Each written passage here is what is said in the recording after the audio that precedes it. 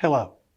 I am pleased to present to the Georgetown City Council and the citizens of Georgetown the result of an important, in-depth, year-long analysis that we've conducted about Georgetown's finances. We've taken a look at our revenues and the tax base that generates those revenues, our expenditures and how they're allocated, and we've looked at 20-year trends to see what that might tell us about Georgetown's finances. Everyone knows that Georgetown has experienced remarkable growth over the last 20 plus years. Georgetown is the fastest growing city in Kentucky and currently is the 7th largest city in Kentucky. Many changes have come with this growth. Not only our population has changed, but the demographics of that population has changed. The way we conduct our city operations has changed. And it is wholly appropriate that we pause and take a look at those changes and see how they have affected our operations and the promises that we make to our citizens. Throughout this presentation, you will see several different types of slides and data illustrated to make the points more clear. First, you'll see that we have looked at a 20-year history of Georgetown's finances so that we can truly understand where we are and how we got to this particular point, how we understand the decisions that have been made over time that lead us to where we are today. We also know it's important to compare ourselves to other cities of similar size. We've established a peer group of 18 of Kentucky's largest cities, excluding Lexington and Louisville, which is really our sweet spot as a city. We rank about 5th on that list. So we have comparative benchmark data. We look at trend data. We will also look at some known budgetary trends that will affect us going forward, such as pension cost and issues of that nature. We also want to show you some of the consequences that we're already beginning to feel with our city operations as a result of the trends that are emerging. It is essential as we undertake an analysis of this type that we focus on facts and data.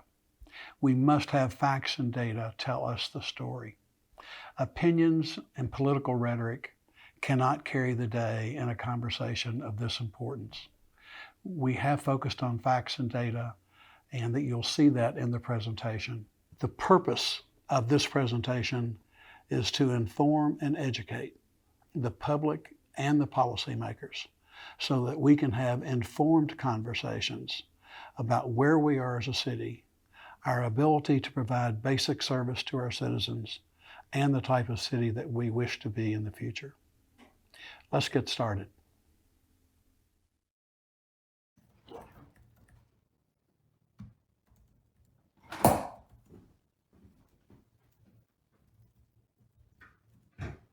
Hey, we're out of a lot of stuff. I'm gonna run to Costco. Do you wanna go with me? Yeah, sure. Your car rides a little low, so let's take mine. Okay. You drive. Sounds good. Hey, did you know your gas light is on? Yeah, it's no big deal. It's been on for a while. Ooh, I'm concerned we won't be able to make it to our destination. Should we stop and get some gas on the way? We'll probably make it. Are you sure? I can go pretty far on fumes. What are we going to do if we run out of gas? Do you have a AAA card? You have to pay attention to the warning lights that you see today and take action immediately. That will prevent you from having trouble in the future.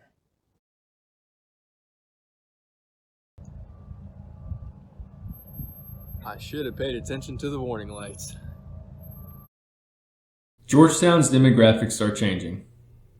Over the last 20 years, Georgetown's population has doubled, adding almost 19,000 residents and jumping from the 18th most populous city in Kentucky to the 7th. Only Bowling Green and Lexington grew by more people in that time. Scott County became significantly more urbanized. Today, 61.4% of Scott County residents live in Georgetown city limits. The city has also become more densely populated, with 471 more residents per square mile. Adjusted for inflation, Georgetown's median household income has increased by nearly $20,000 since 1990. That means today's residents are comparatively 45% wealthier than they were 30 years ago. Georgetown's median household income is higher than both the state and national averages, and the percentage of residents living below the poverty level has decreased 4.4 percentage points.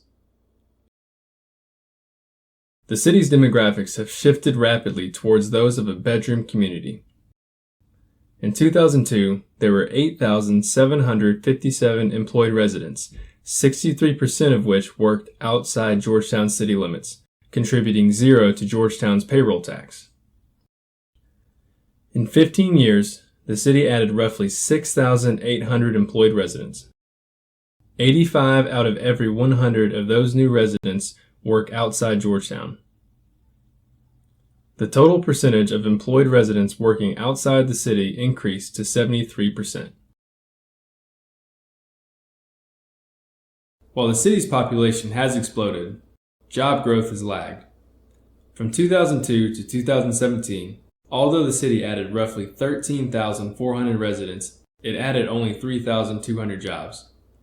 69% of those new jobs were filled by non-residents. Population growth outpaced job growth at a rate of 4 to 1, driving the number of jobs per 100 residents down from 84 to 60. When almost 50% of the city's general fund revenues are derived from payroll taxes, revenue simply cannot keep up with the population growth. While Georgetown's general fund revenues have increased over the last 20 years, those increases have just kept pace with inflation. When adjusted to today's values, Georgetown generates essentially the same revenue today as it did in 1999, while trying to support twice the population.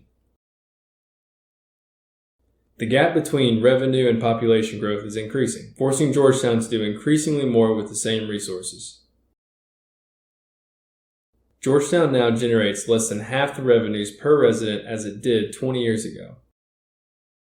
If the city generated today as much per capita in adjusted general fund revenue as it did in 1999, it would generate roughly $26.8 million more in annual revenues. The average revenues per capita over 20 years was $961.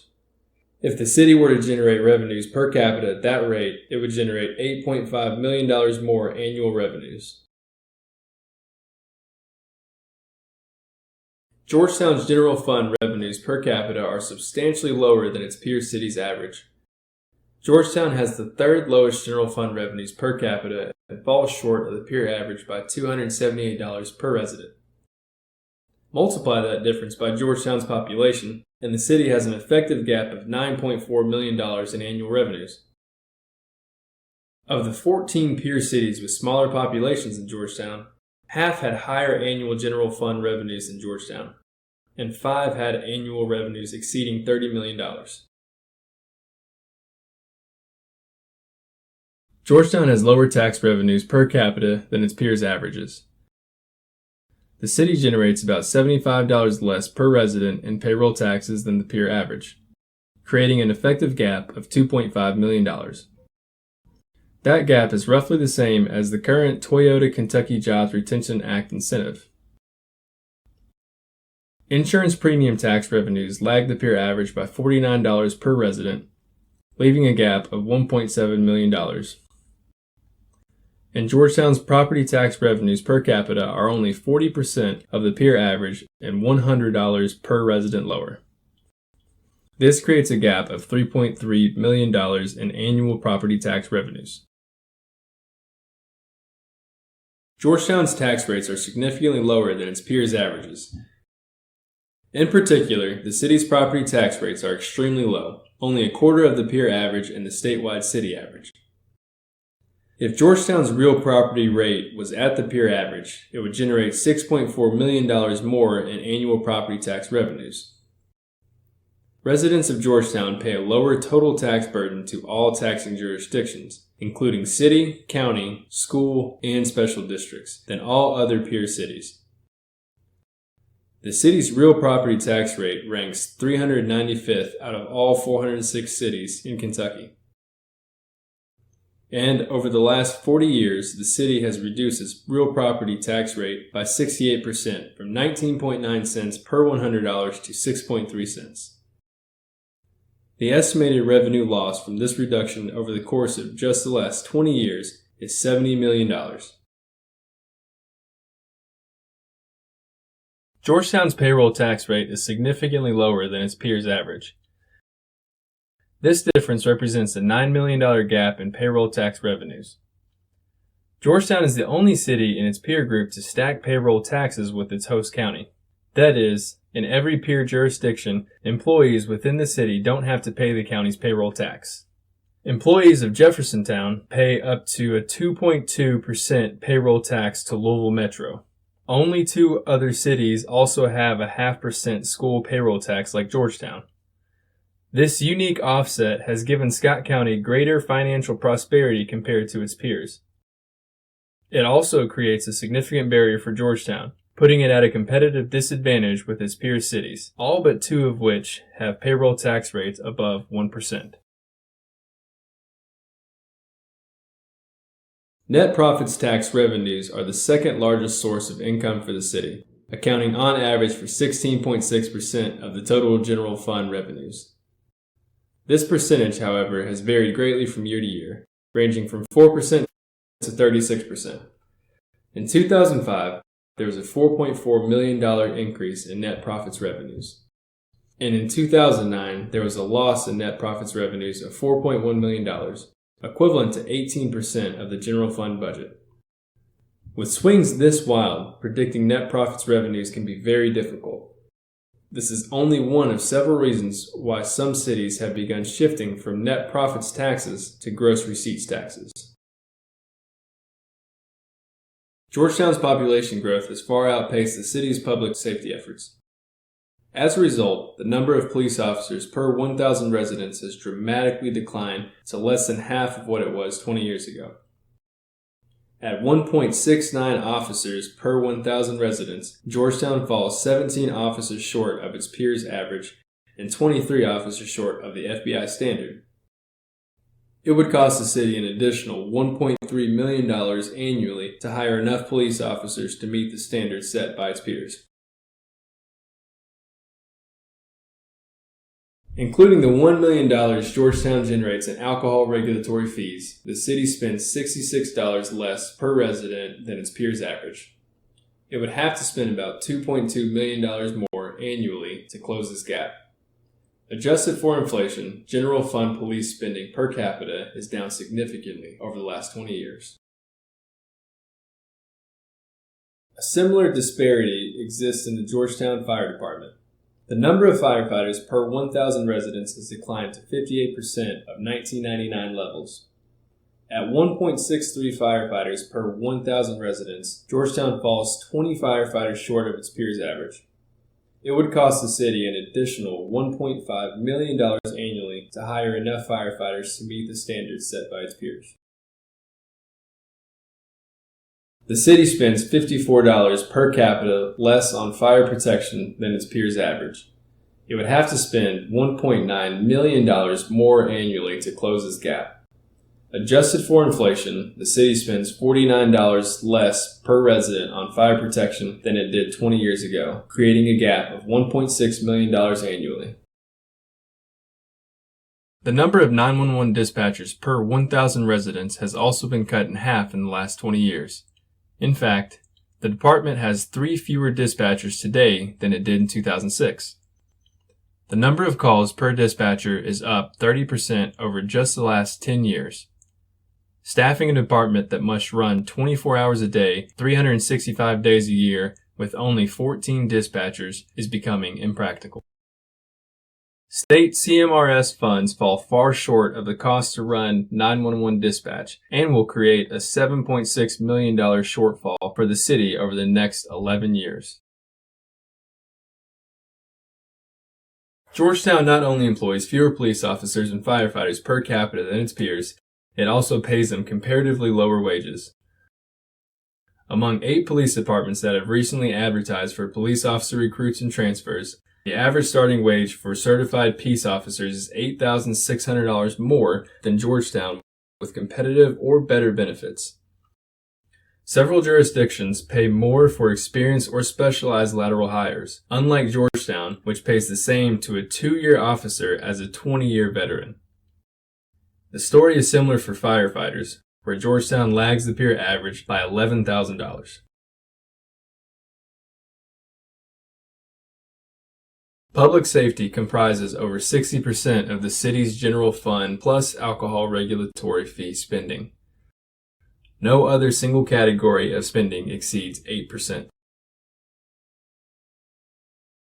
Among all other public safety costs, personnel expenses account for the great majority. Adjusted for inflation, public works spending is roughly half of what it was 20 years ago.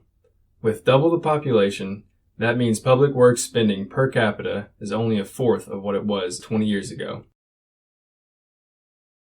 Despite our growth, the city employs 48 fewer employees than it did 15 years ago. Georgetown has 129 street miles to maintain, 33 of which were added in the last 20 years. To maintain this vital infrastructure on a 20-year schedule costs approximately $1 million annually. But the city only receives 57% of this amount in MAP funds, leaving an annual shortfall of $424,000. The city currently paves streets exclusively with MAP funds. If the city does not start supplementing with general fund dollars, streets will only be restored every 34 years. Over the next 10 years, that will create an additional $5 million burden to the general fund. Georgetown's general obligation debt per capita is significantly lower than its peers' average, as is its debt as a percentage of general fund revenues. The city's fund balance as a percentage of general funds is slightly below average. In late 2017, the Kentucky Retirement Systems Board dramatically changed the actuarial assumptions used to calculate the contribution rates for cities. These assumptions will result in a rapid and substantial increase in pension contribution costs for the city over the next 5 years and into the foreseeable future. Hazardous duty CERS contribution rates will increase 82% from 2018 to 2024, and non-hazardous duty CERS contribution rates will increase 61%. Over the next 12 years, these CERS increases are estimated to increase the city's general fund obligation by $17 million. As an illustration of the impact of the state's changes to retirement contributions, notice how the CERS increases will almost completely negate revenue increases from the scheduled reduction of the Toyota Kentucky Jobs Retention Act incentive. It has become dramatically more expensive for the city to provide employee benefits.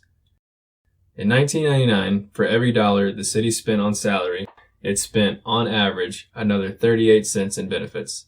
That number is higher for hazardous duty employees. 20 years later, it spends 70 cents per dollar for benefits. The state-mandated pension contribution increases will push that number up even faster. By 2030, it's estimated the city will spend almost as much in benefits as it does in salary. Between 2000 and 2018, the average cost to employ a city employee more than doubled. Adjusted for inflation, it is 41% more expensive to hire an employee than it was 20 years ago. The city's share of employee benefits makes up a disproportionately high percentage of this increase. Adjusted for inflation, average salary per employee increased by only 19%. Health insurance increased by 76%. Retirement contributions increased by an astonishing 212%. Not funding public safety to keep up with population growth has seriously impacted agency operations. The police department is stretched dangerously thin. At night, as 34,000 residents lock their doors, only 3 police officers and a supervisor are on patrol from midnight to 7 a.m. 2 simultaneous calls is all it takes to completely occupy a third shift. As the sun rises, First and second shifts operate solely on incident response. There is no specialized proactive law enforcement such as narcotics and neighborhood safety units. Have you ever wondered why you see more and more drivers running through red lights? Georgetown has not operated a traffic enforcement unit in 10 years, which means little if any radar enforcement, accident prevention, or DUI intervention. The number of collisions in the city is up 33% in the last 9 years, and there are fewer detectives to investigate serious crimes. The police department not only has the lowest officers per capita of its peers, but it is also 6 officers short of its authorized strength.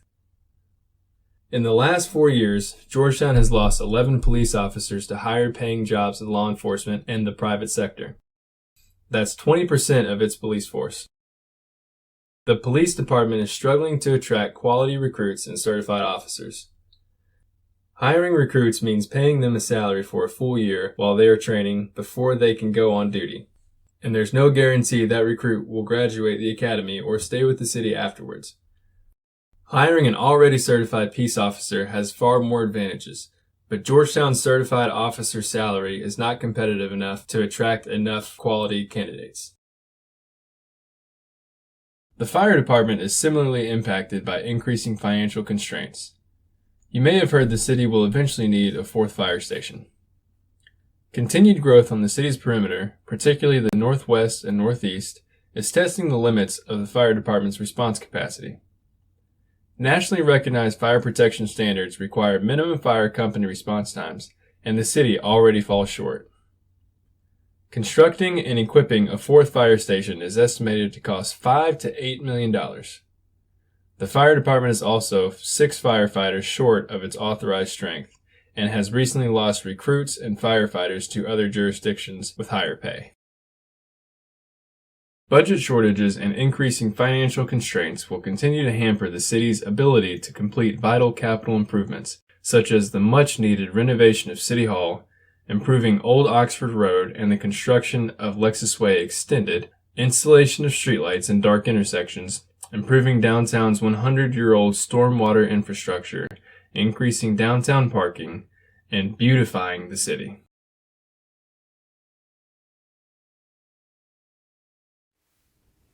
With this presentation, we presented you with a lot of information, and we've identified significant challenges for our community, both today and as we move forward into the future. We want to invite the Georgetown City Council, our citizens, constituent groups of all types, to help us find the solutions to these challenges, to help us determine the type of city that we want to be moving forward, and how to best achieve those goals. For us to have the benefit of this type of detailed analysis to help us chart our future is a remarkable opportunity. We ask you to reflect on this information and think deeply about how it affects your community. In coming weeks, we'll be announcing next steps and ways that your input can be gathered. We will need your help. And I want to say thank you very much for your attention to a detailed presentation and your willingness to engage in this exercise with the City of Georgetown.